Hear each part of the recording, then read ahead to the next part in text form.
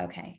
Hi, everyone. Excited to have everybody join in and listen to our next series talking through different verticals within cannabis.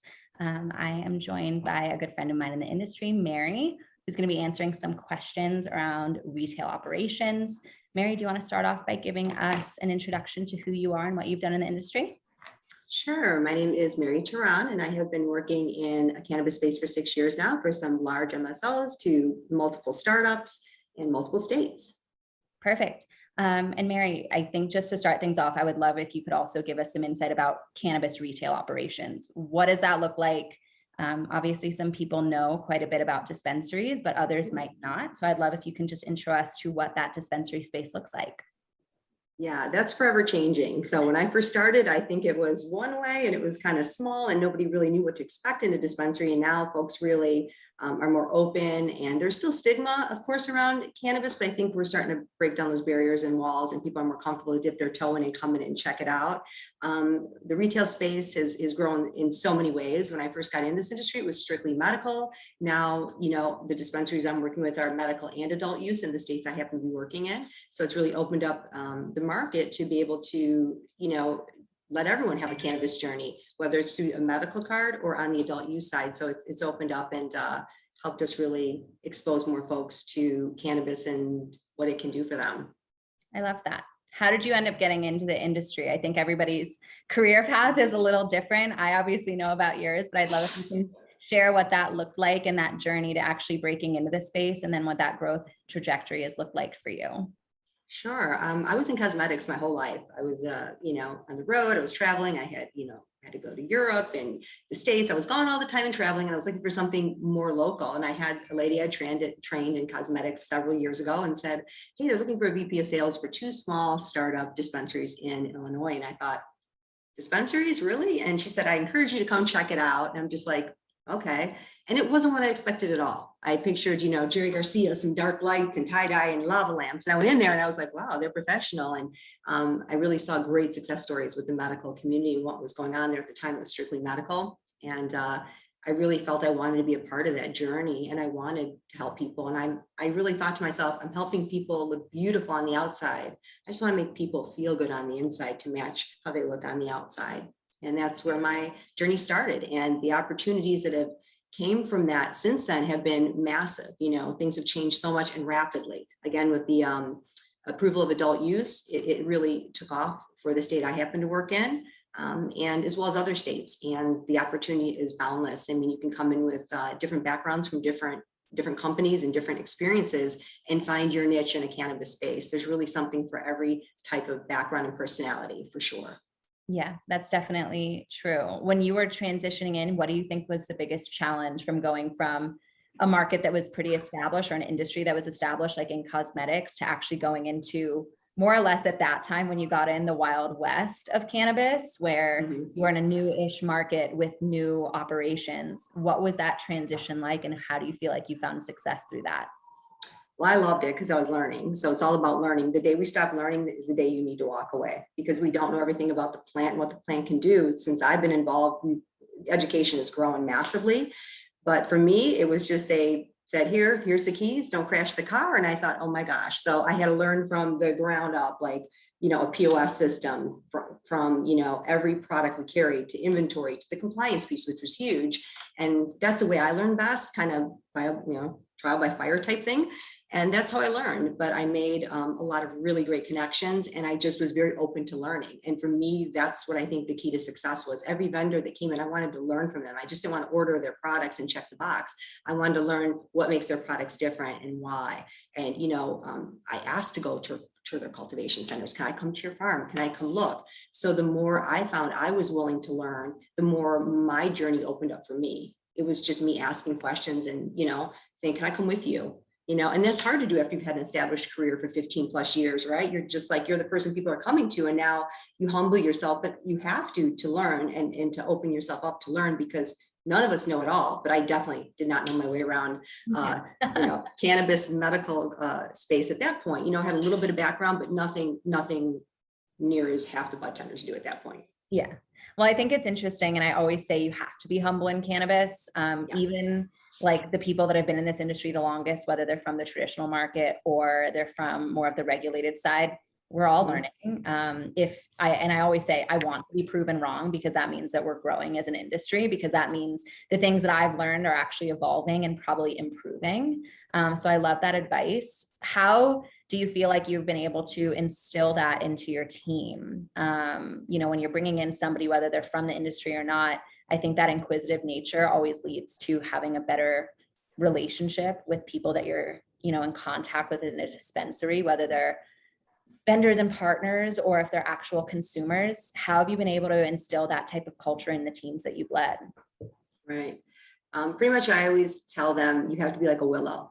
You have to be like a willow. You have to be able to kind of ebb and flow. And if I tell you something at 9 a.m. and it changes at 10, that's okay. We're going to adapt and adjust. Cannabis is forever changing. So somebody who's got a very staunch, this is how it is, and I do this at 9, I do this at 10, we have to have that openness in our minds to be able to stop and switch gears on a dime, because things move very fast and very rapidly. So we definitely just look for people that are open, willing to learn, and we learn from them as well. And I always say feedback is critical. Like, you don't grow without feedback. So to me, it's that open communication. I want feedback given to us as well as feedback given to them. It's not our job to sit here and say, da, da, da, da, da.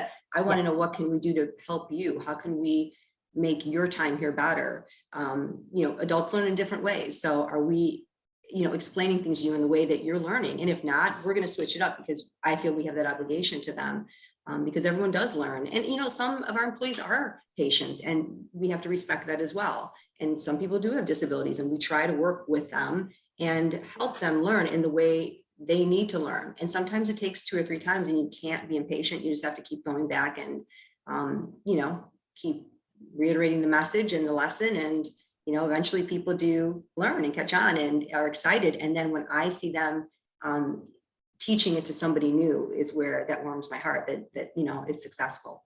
Yeah.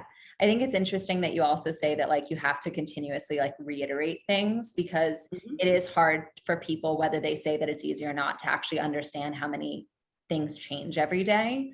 When you are training your team, what are some of the biggest factors that you really focus on? Is that training people on not just compliance and how to actually sell a product in a compliant way, but also how to be an empathetic partner to consumers? What are some of those top qualities and top things that you focus on during training? Yeah. I mean, compliance in any role, whether if you're, a bud tender, a receptionist, a driver, compliance is key. So everyone needs to learn that compliance piece, and it varies from state to state. I've been in states where it's very, very strict, and states where it's lax, but where it's lax, I feel it will not stay lax. I feel the states are just not quite there yet. And, inspectors say, you're right, we're going to be, batten down the hatches and make it stricter as we go, because there might be more of an immature market to the adult use, or maybe launched too early, wasn't prepared. So to me, compliance is key. Everyone has to know that part of it, from checking IDs to the rules and regulations. You can literally lose your license, get in massive trouble, lose fines, and people don't realize the seriousness of it, that you can't be, you're 18, it's okay, you can be in here. No, you cannot, without having, you're not a medical patient, you have to be 21, and you have to stick to those rules. So we really, really reiterate that. And then we break off with specific job lessons as far as what they're there to learn. And, we do a classroom portion, which is super important on education and terminology and strains and lineages and terpenes for bud tenders. And we really get into that. However, we also ensure that they shadow. I want them to shadow my top seller, my top performer. And it's different for everybody. Some people really observe and shadow for weeks. Some people, after a week, they're like, I got this. And it just depends on their experience level as well. But shadowing to me is crucial. And then then we flip it, and then they shadow the new person. So we kind of do a bait and switch, where they do one, and then next week they're on their own, but they're not. They always have a safety net there with one of us there to help explain. And customers love it. Customers are like, no, I always learn when someone's shadowing someone, I like to come in, because usually I'm learning something that I didn't know. Yeah. So the customers really also crave that knowledge, and it should put the bud tender at ease. And it usually does, where they're like, I'm sorry. And at least in cannabis, it's not like some, lady at the cosmetic counter who's like, I gotta go. It's not that type of interaction. Usually it's definitely somebody who's like, I'm learning too. And they kind of lean in. Yeah, I love that. And I think that that's something that, people that are in the industry and growing in roles in the space, whether it's joining a new team or growing within their own company, they understand that. But when you're looking at people who are potentially coming from outside the industry, what factors come into play to make them a good hire? Yeah, I would say, there's definitely personality traits I look for maybe an inventory versus front. I call it front of the house and back of the house, almost like a restaurant. So to me, your bud tenders or wellness advisors are definitely front of the house. Your reception is front of the house, and your inventory team is usually back of the house, which is fulfillment in the back, where they're fulfilling orders, pulling orders, making sure it's scanned properly and sent through to our bud tenders to ring, whether it's pickup, delivery, or in person. I find that people that are very detail orientated, down to minutia, like counting, really good with numbers, crosses, every T, dots every I. That's a great transferable skill for inventory folks that, and they could branch out to inventory leads or inventory managers. So there's lots of opportunity in the back, and there's just as much in the front. So people who are definitely outgoing, have sales skills, love people, love to interact with people, and love that engagement, I find do great in the front of the house. Yeah. And I think you started listing off some of the roles. What would you say is the hardest role to fill in that dispensary setting? Whether that's one of like an obvious role, such as maybe a front of house patient associate or bud tender, or is that somebody that's more back of house? Where do you find that it's a little bit more challenging to find the right fit?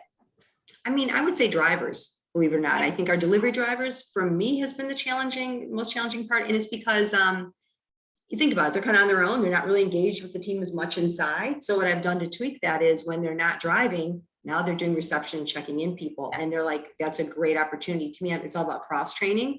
And when I interview, one thing I ask is, I know you've been a driver, you worked for Uber or whoever they've worked for. You can say, do you have a desire to learn about cannabis? Do you have a desire to do more in this space? Do you ever want to be a bud tender? Do you aspire to do more? And 90% of the time, they're like, yes, I do. So by cross training them from the jump start, where there's not deliveries, we can have them on reception, getting used to the computer and putting people in the queue, and who's a medical patient, what you look for, what kind of card they have to have, what states, have reciprocity. Learning all those basics are great fundamentals for them to be at a bud tender's station next. Yeah, I love. To me, we've kind of turned it around by making them a huge part of the team and automatically cross training them to reception. Well, that leads to connected. Yeah, it's a positive culture. When someone feels connected, they're more invested. When they're more invested, they want to do a good job. Looking at people and kind of going back to people coming from outside of the industry, are there industries that you feel like are good transfers into cannabis? I always say I love cosmetics. I feel like they're used to dealing with somewhat of regulations affecting their job. They're obviously very personable. They care. They have to know why products are good and understand that one product might not be good for one person, but great for the next. Are there industries that you tend to look at as good feeders to joining a dispensary team? For sure. To your point, cosmetics, for sure, especially if there's skincare involved, because they really are educated on, skincare and to some medical degree, layers of the skin and what products reach where, when, and how. And we also sell topicals, so that's always a plus. Yeah. But service industries, to me, food service people do awesome. Anyone from restaurant background, bartenders, waitresses are usually very successful in what we do. And also big box or small, or not to say big box, but also companies like electric companies or cable or bigger companies where they're dealing with little tiny parts and nuances of parts and they have to count every day, or big box retailers are counting all these little tiny trinkets every day, do well in fulfillment. So some of those folks do great in the back, and some service industry people do great with front of the house reception, and some as well do well in fulfillment, but definitely their outgoing nature that you need in a hospitality industry always transfers really well to front of the house. Yeah, it's weird. I've never really heard somebody actually say that they like people coming from maybe like an electric background or some sort of like even like a hardware store. We've hired people from those backgrounds, but I've never heard somebody actually say that that's what they're looking for. But that makes total sense. Attention to detail, and also making sure that you're able to like keep up with all the different things that come into play, and tinkering with things is definitely important. For sure. We expect them to be able to keep, the POS is running and the Zebra printers, and they have some technical background, but if they're good at counting nuts and bolts and little tiny things, an eighth is, bigger than that, you can't miss it. And people need to be able to count in the back. Counting is really, really a crucial skill, and it has to be accurate and be willing to do that. Some people who don't like to count, I would never put them in the back, because it's like, it's part of our day. Every day is counting. So if you don't like to count, probably not the best role for you. I think people sometimes think that they're just going to be like selling a product and it's really easy because everybody wants it, but there's a lot more that goes into it.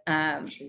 When you are looking at people coming from either outside the industry or people that just want to grow within their space, what advice do you give when they are looking to have that growth opportunity?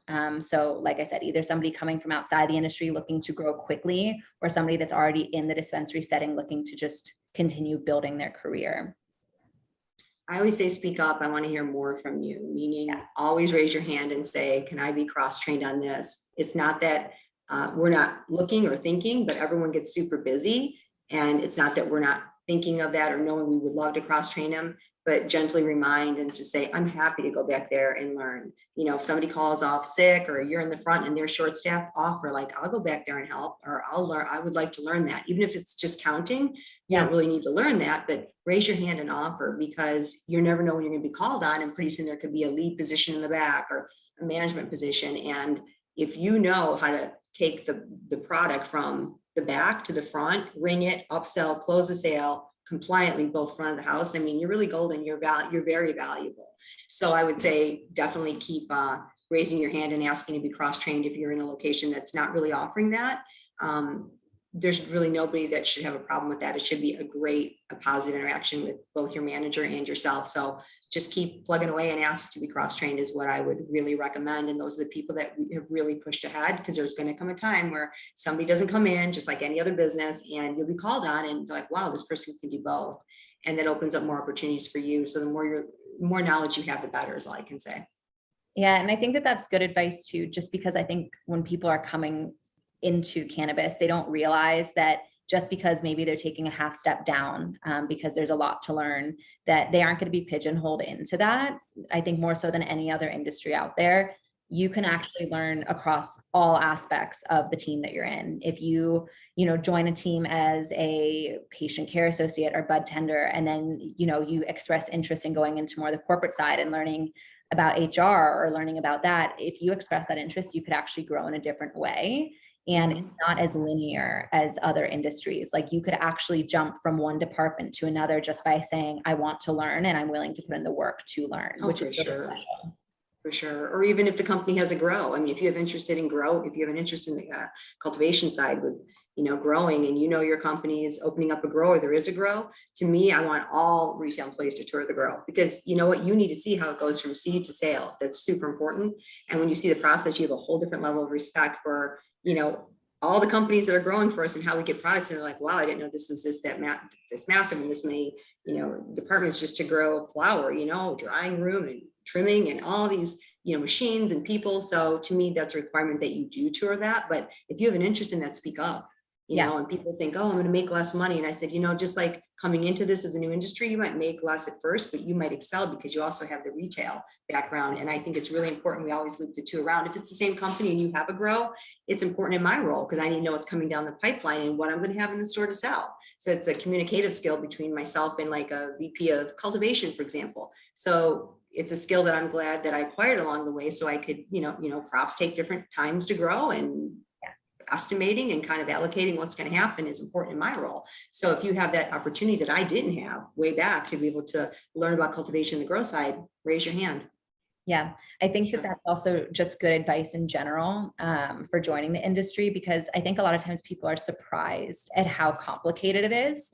They think that you walk in, you get a job, and then all of a sudden the product is just there. They don't understand that a life cycle of a plant, 9 months. That means that from that time, you are just nurturing a plant. And then from there, it needs to get processed. And then from there, it needs to go through potentially inspections, depending on the state that you're in. It needs to follow compliance all throughout, which delays products actually landing on the shelves. So that by the time it's actually on the shelves, there has been a year of progress that has gone. Yeah, exactly. A year of progress and passion and love and dedication to actually making that happen.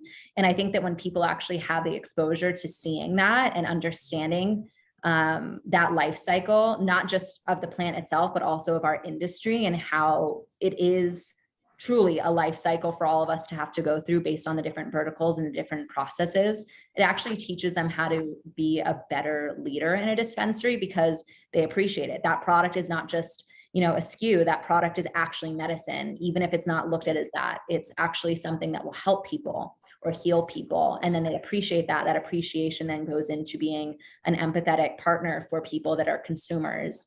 And then that empathy actually leads to you being successful, not just in like the literal sense of you're going to get tipped and you're going to have growth opportunities, but also in the way that you actually appreciate the industry.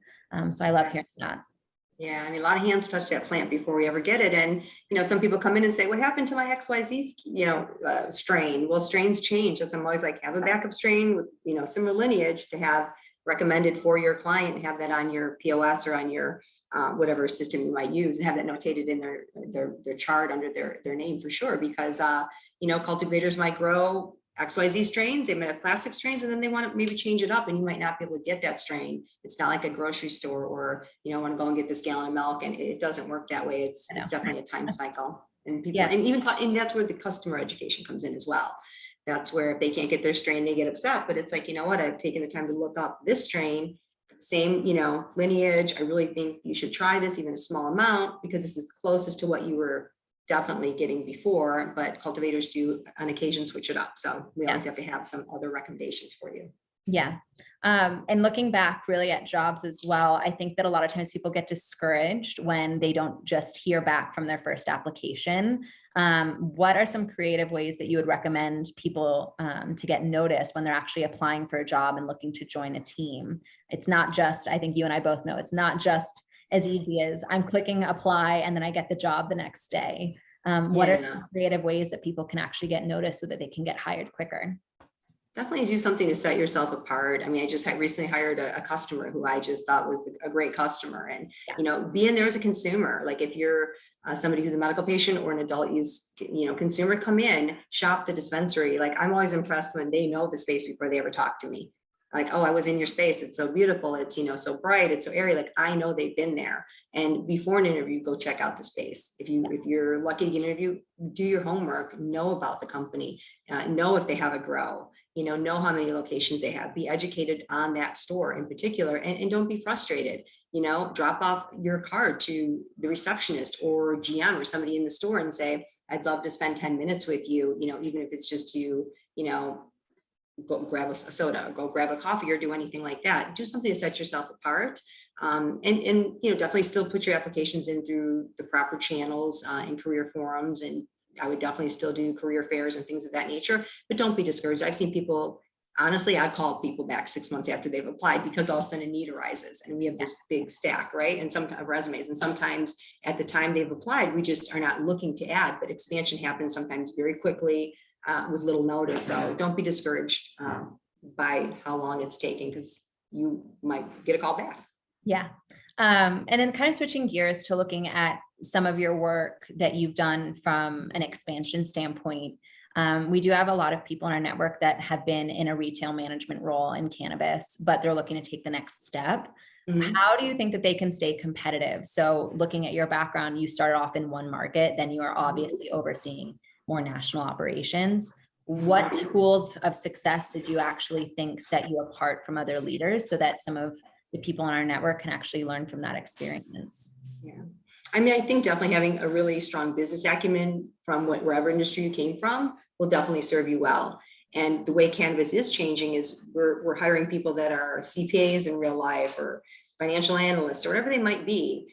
They have to come in and be willing to learn the cannabis space, because there's some rules that don't apply, but there are rules that do, like the basic rule and the basic business principles do. So if you, don't have a strong business background, take an Excel class, take some things that can get you and put yourself ahead. Like computers and technology are definitely something that when I first got into it was not that important. Yeah. Now, PowerPoints we're doing all kinds of PowerPoint projects, senior communities vets know how to do a PowerPoint, learn Excel. If you can take an online class, basic business principles, do it. Even if you have your degree, but you're not kind of abreast to maybe new technology, take the time to learn that, because that does set you apart. Even as an assistant manager or a manager coming up, we're going to look to the ones who, can help us on weed maps or, different marketing and things like that. A lot of these companies don't have marketing departments. It's boots on the ground with who's in that dispensary. And the more you know, and the more you can do on a computer, and technology to me is a huge, huge asset. So I would recommend sharpen up, your skills on, even Excel. There's people I send like, hey, go take a quick Excel class, at the library or anywhere. Sometimes it's offered for free. I know a lot of people, don't have the extra funds to say, hey, I'm gonna go take this class, but I would, with COVID, some restrictions being gone, I would definitely check like your local library. And they do offer that, and they're usually minimal or pretty reasonable, or even the YMCA. Like I would check some of those resources because we've sent people and they have been able to learn that way as well.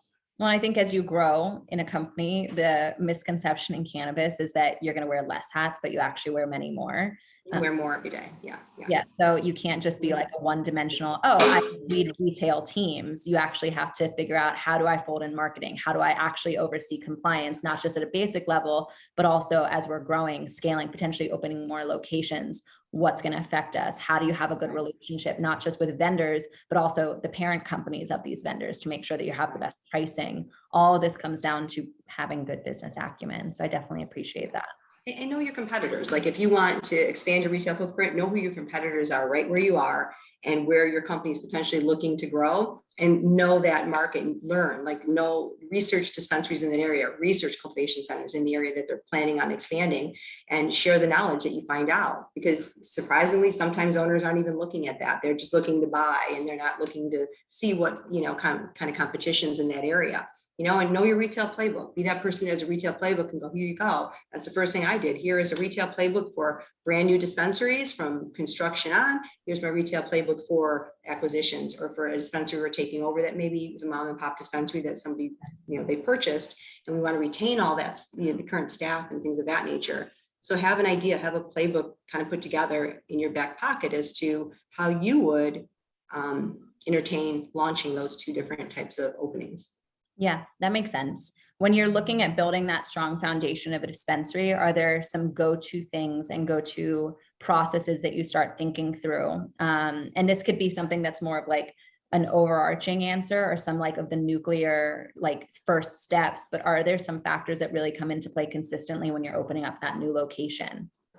Well, something I always look for is what that city or municipality or that county is going to allow. You want to make sure you don't want to move somewhere and go, hey, we haven't voted in adult use. And you're like, oh, that was not smart. But I've seen it happen. Step one, making sure you can actually. Step one, make sure you can sell what you got. But it's happened to me where that has not happened. I was like, did anybody not think to check that? And it was with a very large company. So I learned that I'm just going to check on my own to make sure. Yeah. But, definitely, opening up, having a strong connection with your community and your neighbors. So I started B2B, like a B2B plan, I call it, business to business, where we go out and meet the neighbors, and we just take them, a basket of candy, no cannabis, just candy. Yeah. And we offer their employees like a 20% discount card. So they come in and check out the dispensary. And as long as they're employed by that current neighbor and they can show their pay stub, that's one great way of connecting with your community.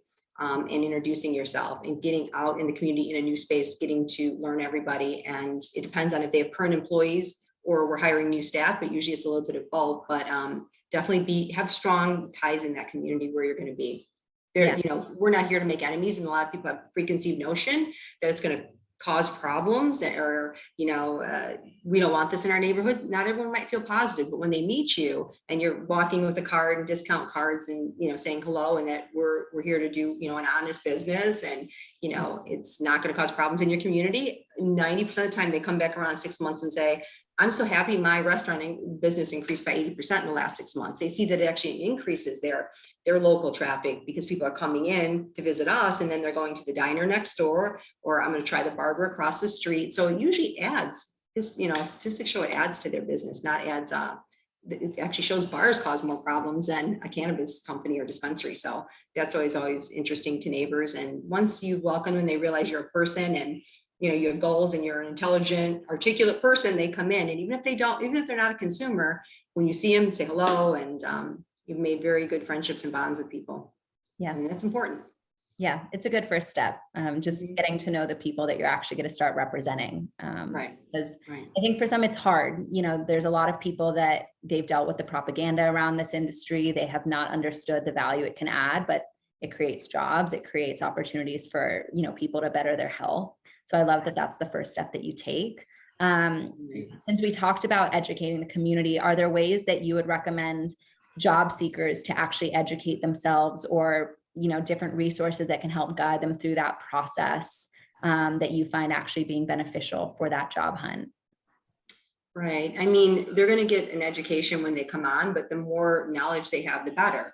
So if you're interested in being a bud tender or working cultivation or really any role, educate yourself about the plant, like take the time to go beyond indica, sativa, and hybrid. Like that's a term that everyone knows and uses, but it's like just the tip of the iceberg. Maybe do a deeper dive into terpene profiles. You can learn on leaf link, you can learn on weed maps. Just really go in and start looking at product and differences in products and know your different delivery systems. Know that cannabis isn't just flower. It could be cartridges, it could be nasal spray, it can be topicals. There's so much now that I can't even keep up. There's something new every day. There's body products, there's lotions, potions, pills, there's everything. So to me, take the time to learn, about topicals and what they do and how to really apply a topical. There's right and wrong ways, and educate yourself. Go on as many websites as you can to get accurate information, and ask your employer, is there anything I can do ahead of time to get really caught up and educated on the cannabis? And usually there's different links we provide them. The POS system we work on, I provide them links before they ever start, so they know, they're familiar with this key and how the keyboards work and what they're doing. So ask. If you can't find resources, definitely ask your employer before you start, like, is there anything I can do to get educated? And most companies have an education program they put you through, but if you're looking for a job as a job seeker, I would definitely, just get updated to terpenes. And a lot of states are not there yet, but it's, people get tied up on test percentages of THC. It's really not all about that. It's also about, the terpene profile and what works for certain people and what doesn't. And a lot of it's trial and error. We're not doctors. We don't claim to be, but the more educated you are, the better off your clients will be. Yeah, I always say that you're in a situation and, when you're trying to break in where you want to be competitive. And one of the biggest questions that I get asked is, should I go take a course at a cannabis university or do some sort of online training? And I always tell people, it's not going to get you the job, but it will help you navigate the interview, which will ultimately get you a job. So it's really up to the individual. What do you want to learn and what position do you want to be in? But it's just good to know, because it's like what we talked about earlier, it's changing every day. So even if you understand, a little bit about the industry, even if you're just a long-term consumer, almost everything that can completely shift once there's a new way of doing things and a new trend going on, or a new product that comes out, or a new state that comes online. A lot of people don't realize that it's continuous education. I think that that's kind of like the fun that we have when we're actually, as like recruiters, guiding people through this is, you don't have to pay for a course. We're just going to help you. We just want to figure out a way to actually walk you through something. Because it is changing. And the best way to stand apart in that interview is to actually at least show that you know what you're talking about, or show that you want to know what you're talking about. Some people might not have the resources to take a course or talk to someone on our team or talk to you directly, but if they're at least showing that they want to, that initiative is definitely attractive. Absolutely. I always say, hairdressers go to beauty school for a reason. Once that salon hires them, they're being trained all over again, but they have the fundamentals. They have the basics. So it's the same kind of analogy I would use for something like this. Like, the more information you have, that doesn't mean you know it all, and you're going to get in that dispensary and they're going to definitely show you maybe their ways or their policies. And, but the more education they have about it, the better off they're going to be before they start. And that never hurts. And I think it helps. And that's definitely a trend that is, up and coming of, different cannabis universities and things of that nature. Now you can go get a degree in this, but a lot of people are not in the position to go back to school and get a degree. And I get that, but if they could take a course, absolutely, I'd recommend them taking a course, because the more knowledge you can give them, it only makes their odds going up, to get it to land a job.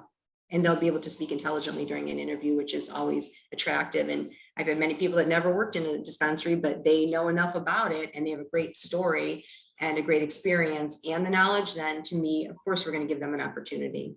Yeah. Well, I appreciate that. Any other words of wisdom that you would give to people as they're on this journey of trying to either land a job or grow in cannabis that we haven't touched on? Yeah. Well, like I always say, no doesn't mean never. So I've learned that with myself. So no does not mean never. So you're going to hear no a lot. It's okay. Like, you're going to hear no. Not everyone's going to hire you, and that's okay. Don't give up. Just keep going. Again, a lot of us have taken, pay cuts and different things to take a job just keep going and keep, everyone has to, I say, pay their dues or pay their time in, and that's definitely the culture for sure.